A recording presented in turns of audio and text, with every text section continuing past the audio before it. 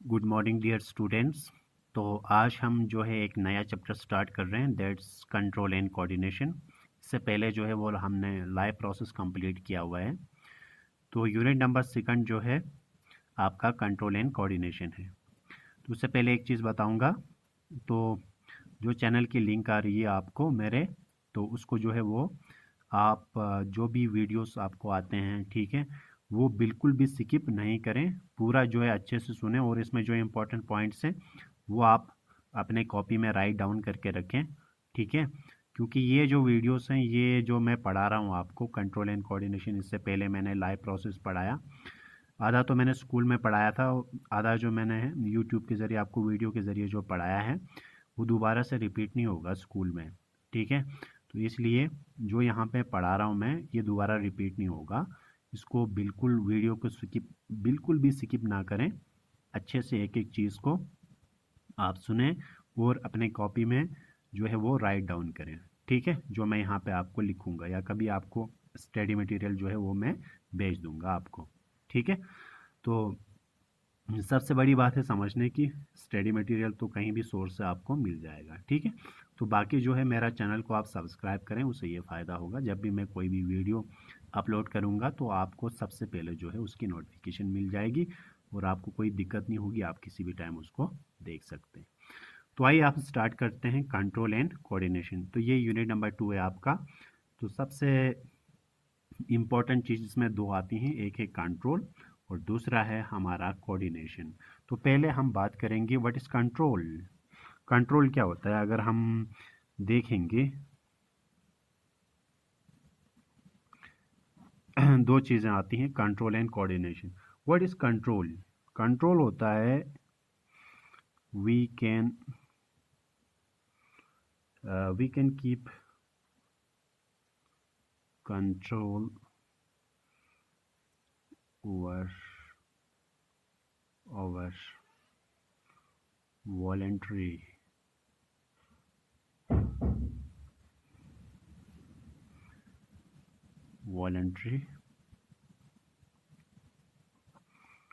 Body movements. देखो जैसे for example मैंने यहाँ पे लिखा कंट्रोल, जैसे आपको नाम से ही पता चलता है किसी भी चीज़ का आपके पास क्या होना, कंट्रोल होना, ठीक है। तो हमारी बॉडी जो है वो, हमारी बॉडी में कुछ ऐसे, जैसे आपको पता है हमारी बॉडी में कुछ ऐसे जो है एक्टिविटीज़ हैं जो हम कंट्रोल कर सकते हैं, तो उनको बोलते हैं वॉलेंट्री, जो हमारे कंट्रोल में है, ठीक है। जो हमारे कंट्रोल में नहीं है, कंट्रोल ही नहीं कर सकते हैं, जैसे मैं आपको कहूँगा हार्ट बीट अभी कंट्रोल करो, तो कर नहीं सकते हैं, तो वो होते हैं इनवॉलेंट्री, ठीक है। तो बात को गौर से सुना करो। जैसे मैंने कहा आपको, कुछ हमारे बॉडी में होते हैं वॉलेंट्री एक्शंस, तो वॉलेंट्री वो होते हैं जिसका कंट्रोल हमारे हाथ में है, जिसको हम कंट्रोल कर सकते हैं। तो कुछ होते हैं इनवॉलेंट्री, ठीक है, जिसका कंट्रोल हमारे हाथ में नहीं है। तो यहीं से निकला है आपका कंट्रोल। जो अपनी बॉडी को आप कंट्रोल करेंगे तो उसको बोलेंगे आप कंट्रोल, ठीक है। जैसे फॉर एग्जांपल ये पेन है, ठीक है, मैं मेरा कंट्रोल है इस पेन पे, यानी मैं इस पेन को जो है वो पकड़ रहा हूँ, ठीक है, जैसे भी चाहे मैं इसको लिख सकता हूँ, ठीक है। अगर मेरे कंट्रोल में नहीं होता ये पेन तो मैं ऐसे नहीं लिख सकता था। तो मैंने अपने कंट्रोल के हिसाब से आपको ये जो है डेफिनेशंस लिखी हुई हैं, ये मेरे कंट्रोल में है, ठीक है। तो ये मैं कंट्रोल कर रहा हूँ, कैसे कर रहा हूँ कंट्रोल, ठीक है। तो ये डिटेल है आपका, डिटेल चैप्टर पढ़, मतलब डिटेल आपको इस चैप्टर के अंदर पढ़नी है, ये कैसे होता है, ठीक है। तो कंट्रोल समझ गए आप बात। कंट्रोल वो होता है, वो वॉलेंट्री एक्शंस या हमारे बॉडी में जो मूवमेंट्स होते हैं, ठीक है, जो भी एक्टिविटीज़ होती हैं जिसका कंट्रोल हो तो उसको बोलते हैं वॉलेंट्री, ठीक है। जिसका कंट्रोल हमारे हाथ में नहीं होता है तो उसको हम कंट्रोल ही नहीं कर सकते हैं, ठीक है। कंट्रोल जब नहीं करेंगे तो वो इनवॉलेंट्री हो जाते हैं, कंट्रोल ही नहीं है हमारे पास। तो कंट्रोल वो चीज़ें होती हैं जिसको हम मतलब काबू में कर सकते हैं। तो काबू में करने के लिए हमारे बॉडी में कुछ तो होगा ना जो इसको कंट्रोल कर रहेगा, ठीक है। तो वो डिटेल में पढ़ेंगे कैसे होता है, अभी मैंने आपको सिर्फ समझा दिया कंट्रोल क्या होता है। तो कंट्रोल होता है यानी किसी चीज़ पे काबू करना, यानी वो आपके हाथ में है, ठीक है। जैसे मैंने आपको एग्जांपल दिया पेन का, ठीक है, जैसे मैं अपनी मर्ज़ी से चला रहा हूँ इस पेन को, कंट्रोल कर सकता हूँ, ठीक है। जैसे ये कागज़ है, मैंने अपने हिसाब से रख दिया, इसको कंट्रोल कर दिया, ठीक है। तो ये चीज़ें होती हैं वॉलेंट्री में, इनवॉलेंट्री वो होती हैं जो हमारे कंट्रोल में नहीं है। तो कंट्रोल आप समझ गए हैं, ठीक है। जैसे फॉर एग्जांपल एक एग्जांपल दूंगा, जैसे क्रिकेट में प्लेयर्स होते हैं, ठीक है। वो जो है अपने हिसाब से, जैसे किसी को बॉल पकड़ना है, ठीक है, तो उसके कंट्रोल में है कि कैसे बॉल को पकड़ना है, तो वो अपनी पोजीशन लाता है, पोजीशन को जो है वो चेंज करता है अपोजिट। जैसे यहाँ से बॉल आ रहा है तो यहाँ से वो दौड़ेगा ऐसे, ठीक है, फिर बॉल को पकड़ेगा, तो वो बॉल को वो कंट्रोल कर रहा है। तो इस डायरेक्शन में क्यों मूवमेंट कर रहा है वो बॉल को पकड़ने के लिए, तो ये चीज़ें हमारे अंदर जो एक सिस्टम है, तो वो हम बाद में डिस्कस करेंगे उसके बारे में। अब ये तो हुआ कंट्रोल, ठीक है। दूसरा होता है हमारे बॉडी में coordination. What is coordination?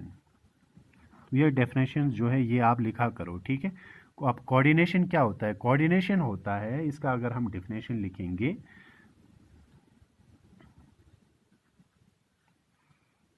The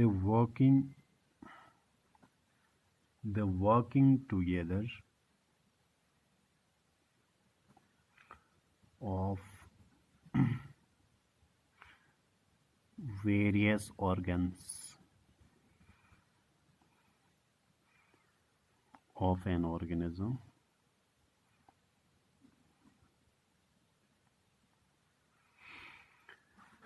organism to adjust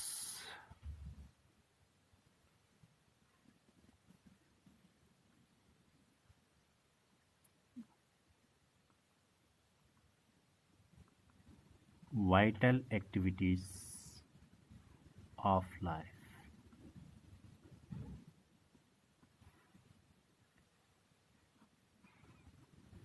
Let's call it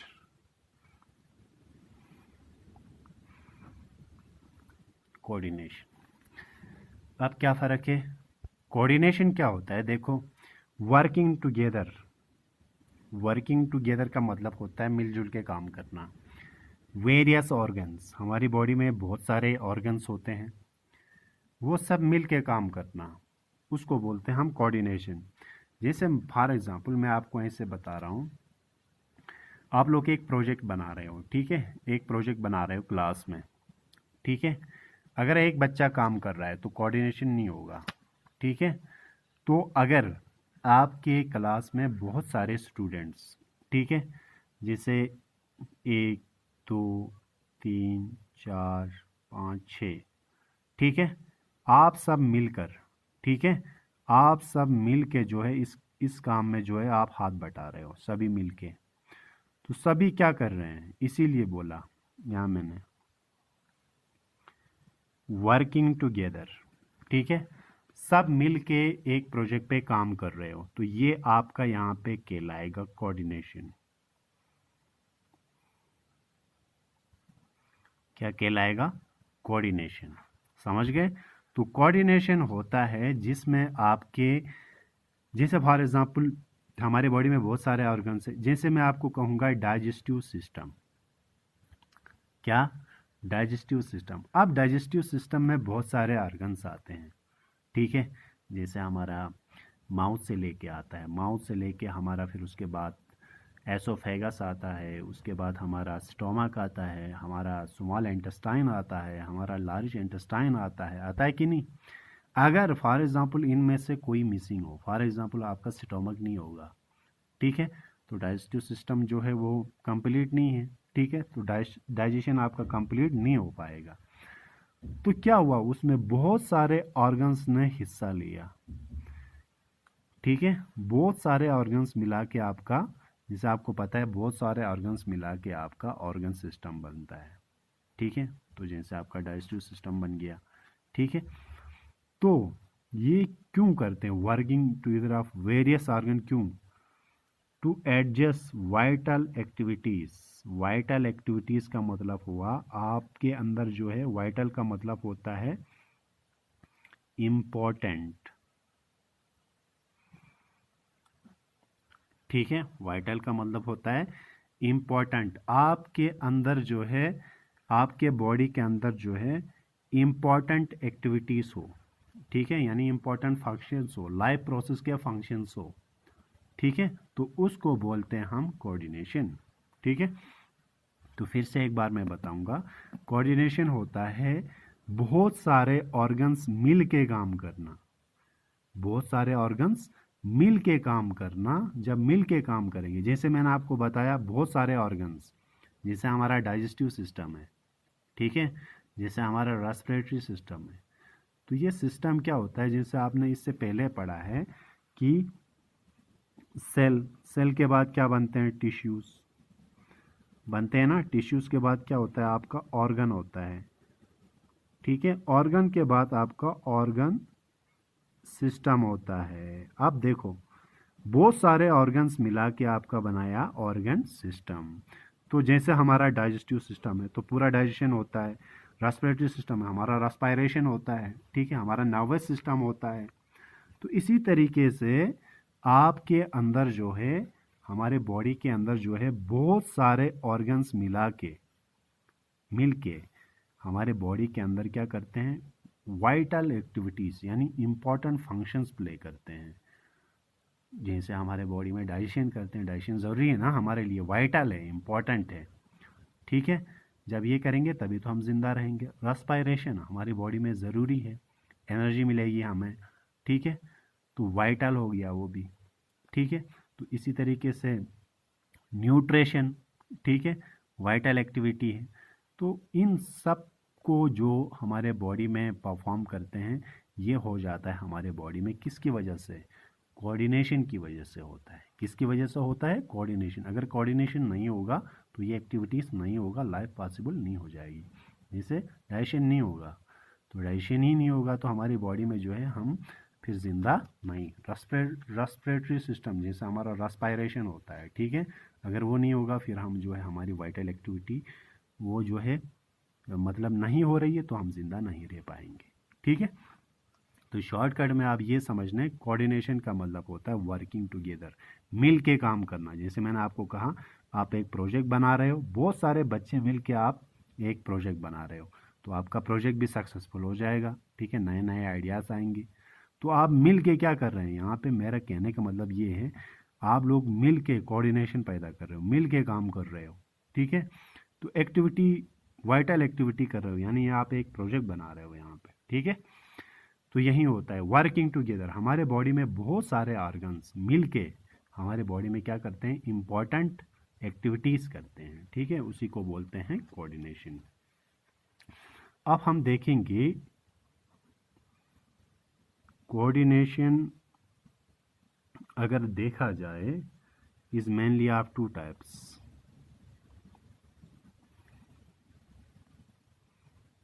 mainly of two types. Coordination का अगर हम देखा जाए तो कोऑर्डिनेशन के मेनली कितने टाइप्स हैं, दो टाइप्स हैं, ठीक है। एक हमारा आता है इसमें, या हम इसको नर्वस कोऑर्डिनेशन भी बोलते हैं, नर्वस कोऑर्डिनेशन, ठीक है। दूसरा हमारा आता है दूसरा हमारा आता है केमिकल कोऑर्डिनेशन,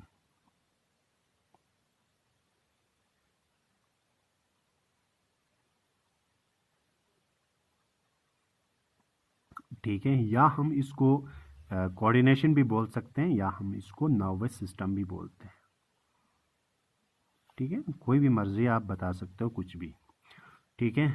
केमिकल कोऑर्डिनेशन और केमिकल सिस्टम भी बोल सकते हैं, कोई दिक्कत नहीं है, ठीक है। या हम इसको और एक भी नाम बोलते हैं, इसको हार्मोनल सिस्टम भी बोलते हैं, या हार्मोनल कोऑर्डिनेशन भी बोलते हैं।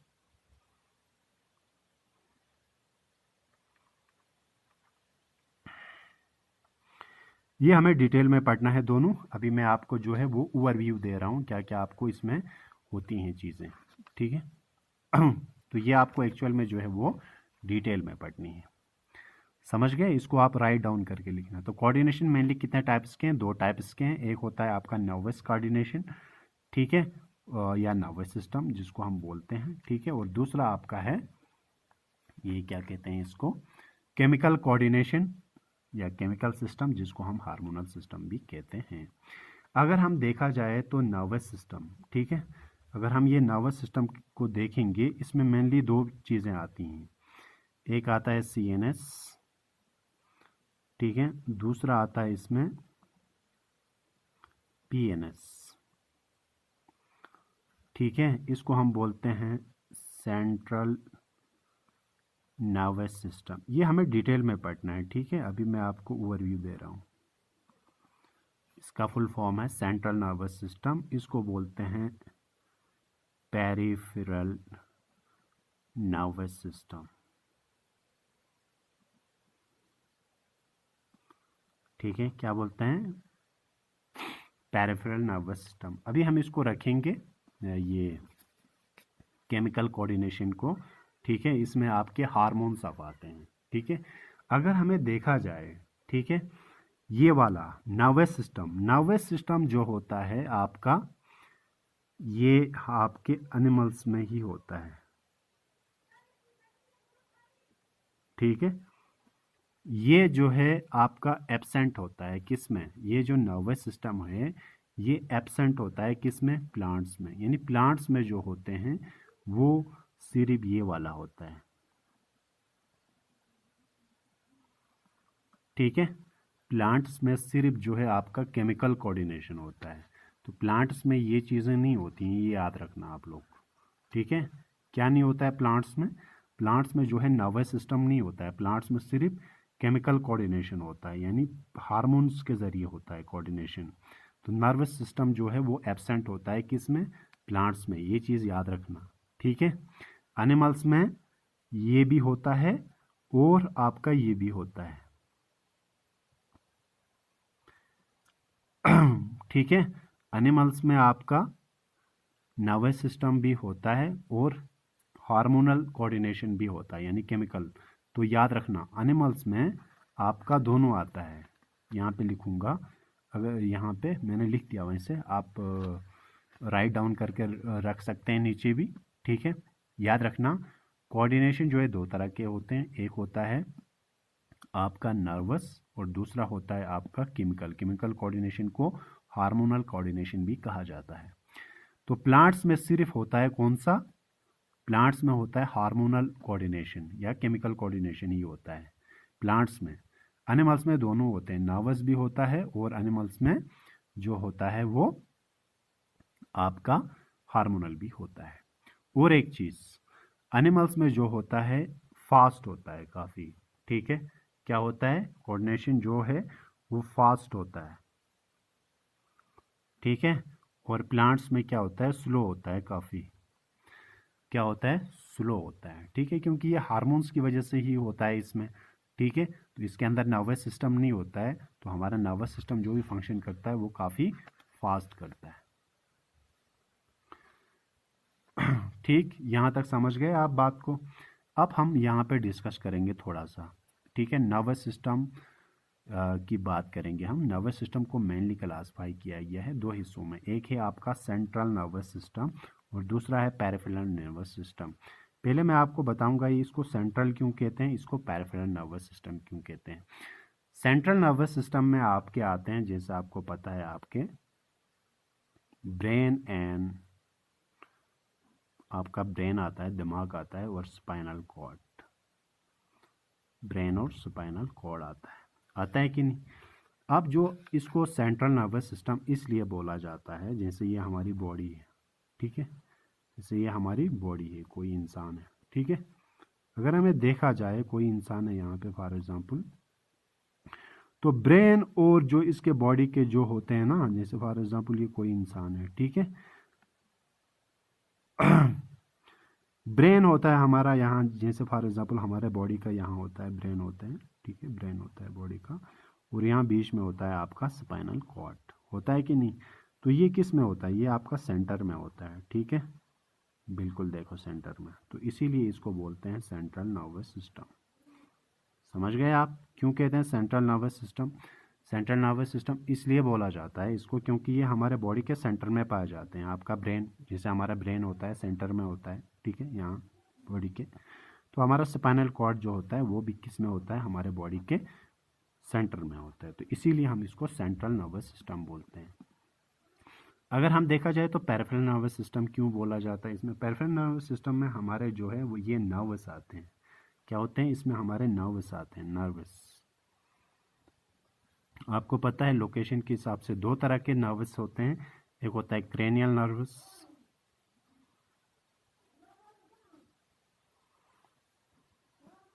और दूसरा होता है हमारा स्पाइनल नर्वस।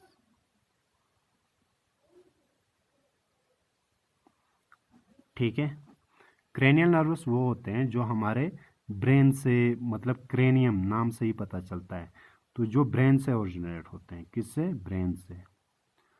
ठीक है, तो स्पाइनल नर्वस कहाँ से ओरिजिनेट होते हैं, तो ये कहाँ से ओरिजिनेट होते हैं, ये स्पाइनल कॉर्ड से ओरिजिनेट होते हैं, स्पाइनल कॉर्ड से। ठीक है, तो ये कहाँ से ओरिजिनेट हो रहे हैं, ये हमारे ब्रेन से ओरिजिनेट हो रहे हैं। ठीक है, तो ये हमारे किस से ओरिजिनेट हो रहा है, स्पाइनल कॉर्ड से, इसीलिए इनको स्पाइनल नर्वस बोलते हैं। ठीक है, इनको बोलते हैं हमारे क्रेनियल नर्वस। ठीक है, वो नर्वस नर्वस हमारे जो है कोई भी जो है हमारे जो सिग्नल्स, ठीक है, लेने में जो मदद करते हैं वही होते हैं नर्वस। ठीक है, तो सेंट्रल नर्वस सिस्टम क्यों कहा जाता है, क्योंकि ये हमारे बॉडी के सेंटर में पाए जाते हैं। ठीक है, जैसे आप इसमें कंफ्यूज नहीं होना, एक वर्टेब्रल कॉलम होता है, एक स्पाइनल कॉर्ड होता है। कुछ कहते हैं कि इसको ये दोनों सेम है, वर्टेब्रल कॉलम क्या होता है और स्पाइनल कॉर्ड क्या होता है।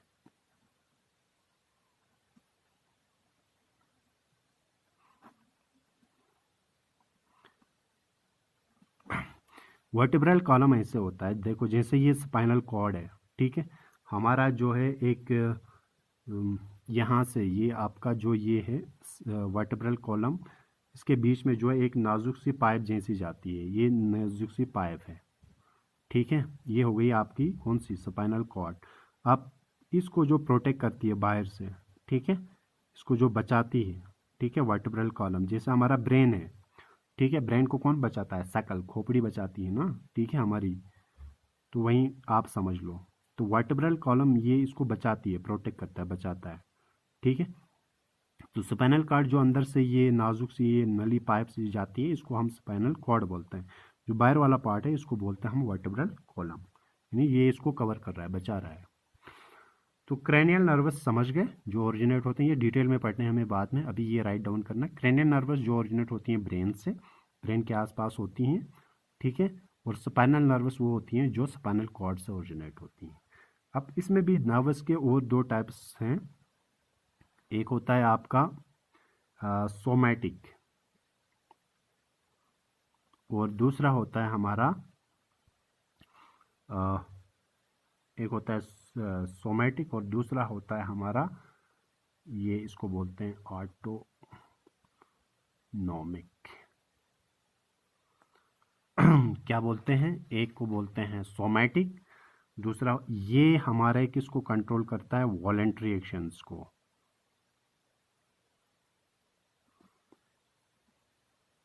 जैसे मैंने आपको पहले ही बता दिया, आपको सोमैटिक नर्वस वो होते हैं वो जो वॉलेंट्री एक्शंस को कैरी करते हैं। ठीक है, जैसे मैंने ये पेन हाथ में पेन पकड़ लिया, तो मेरा ये एक्शन जो है वो कहाँ जा रहा है, ब्रेन की तरह जा रहा है, तो ये मेरे कंट्रोल में है, तो इसको कैरी जो इसको जो कैरी कर रही हैं वो सोमैटिक कर रहे हैं, वॉलेंट्री एक्शंस। तो ऑटोनॉमिक किसको कैरी करेंगी, इसका उल्टा होगा, इनवॉलेंट्री।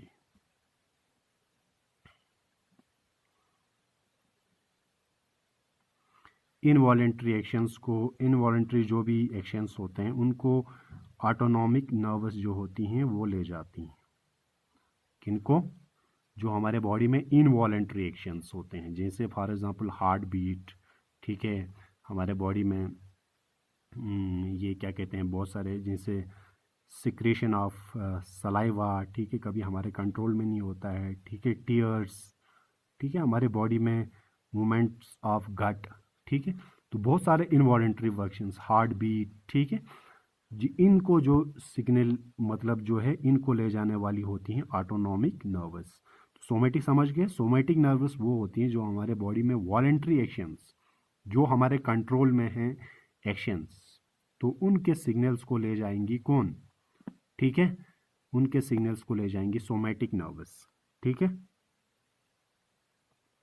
और ऑटोनॉमिक नर्वस वो होती हैं जो इनवॉलेंट्री एक्शंस को ले जाएंगी। अब इसमें भी और दो टाइप्स हैं, ठीक है, सिंपैथेटिक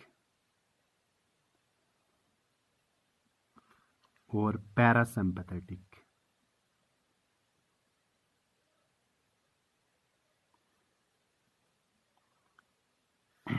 सिंपैथेटिक और पैरासिम्पैथेटिक। अब ये क्या होता है, ये होता है हमारे बॉडी में अपोजिट काम करते हैं। जैसे फॉर एग्जांपल आप किसी कुत्ते से डर गए, ठीक है, जैसे मैं आपको एक सिंपल एग्जांपल से समझाऊंगा, गौर से सुनना। फॉर एग्जांपल अचानक आप बैठे हैं, कुत्ता आपके पीछे दौड़ा, तो आपकी हार्ट बीट क्या हो जाएगी, एक जगह पे आपकी हार्ट बीट जो है इंक्रीज हो जाएगी, ठीक है, इंक्रीज हार्ट बीट। लेकिन मैंने आपको ये बताया कि ये जो है ऑटोनॉमिक होते हैं। ऑटोनॉमिक मतलब इनवॉलेंट्री एक्शंस, तो आप कंट्रोल नहीं कर सकते। आप, कॉमन सी बात है, आप डरोगे तो आपकी हार्ट बीट जो है वो क्या होगी, इंक्रीज हो जाएगा, ठीक है। अब थोड़ी देर के बाद आपका जो है हार्ट बीट क्या इंक्रीज ही होते रहेगा, नहीं होते रहेगा, दिन भर इंक्रीज नहीं हो जाएगा। थोड़ी देर के बाद वो हार्ट बीट क्या हो जाएगी, डिक्रीज हो जाएगी। तो डिक्रीज कौन करेगा, ये वाला करेगा, ठीक है। तो ये काम करते हैं एंटागोनिस्टिक, अपोजिट काम कर रहे हैं। क्या काम कर रहे हैं, अपोजिट। ये होना ज़रूरी है, अपोजिट काम करते हैं। जैसे फॉर एग्जांपल कोई किसी कारण से, जैसे आंसू बह गए किसी के, किसी कारण से जो है वो उसके कंट्रोल में नहीं है, रो रहा है बेचारा, ठीक है। क्या रोते रहेगा दिन भर, नहीं रोते रहेगा, थोड़ी थोड़ी देर रोएगा, ठीक है। उससे कहते उससे उसकी आंखों से ज़्यादा जो है वो मतलब जो है टीयर्स गिरेंगे, तो इंक्रीज हो जाएगा, इंक्रीज टीयर्स। तो दूसरा क्या करेगा, उसको कंट्रोल करेगा। तो क्या काम कर रहे हैं ये, एंटागोनिस्टिक कर रहे हैं, यानी अपोजिट कर रहे हैं, समझ गया। जैसे फॉर एग्जांपल मतलब आपका किसी खाने को देख के मुंह में क्या आ गया, आपका जो है सलाइवा आ गया, तो ये उस वक़्त कर रहा है कोई, मतलब ये इंक्रीज करेगा, फॉर एग्जांपल इंक्रीज